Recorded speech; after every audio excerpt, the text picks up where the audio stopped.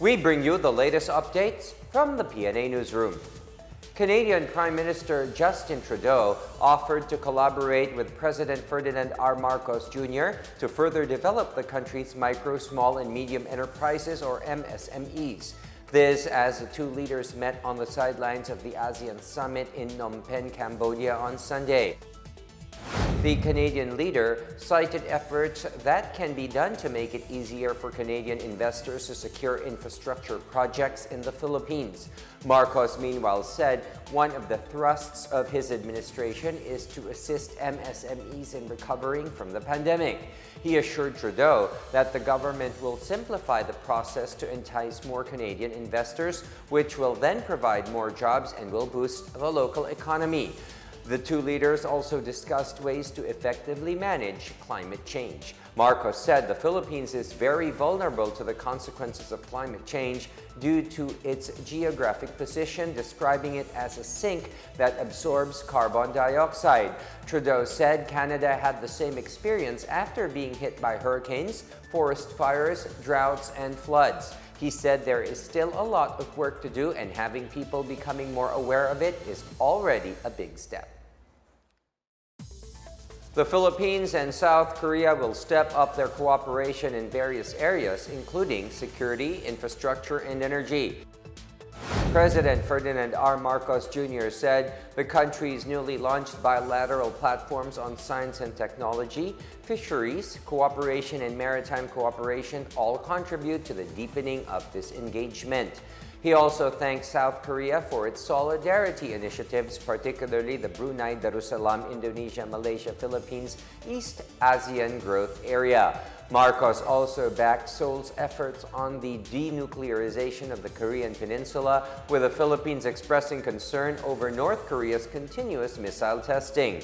This is the first time Marcos and South Korean President Yoon Suk-yeol met in person.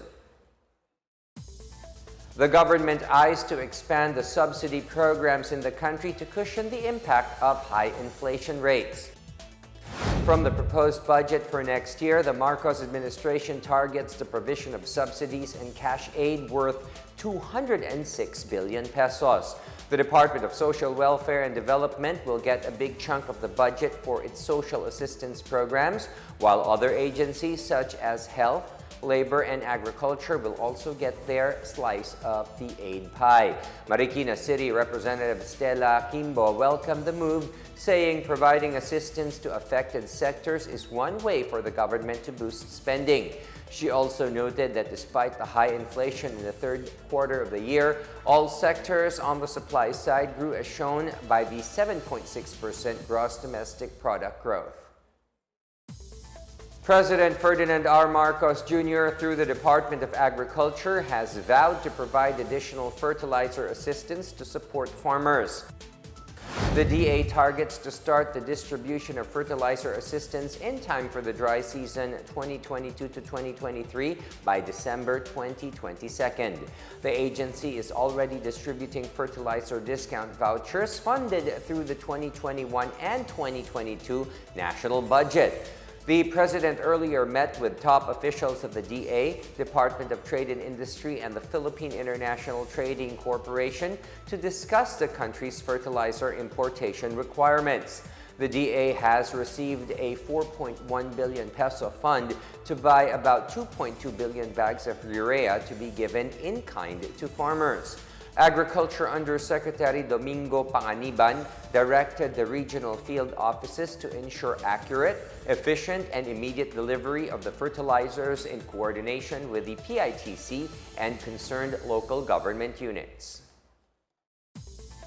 Oil prices will see another round of adjustments this week, with kerosene getting a bigger price cut. In separate advisories, oil companies announced that kerosene prices per liter will go down by 1 peso and 35 centavos compared to 35 centavos last week.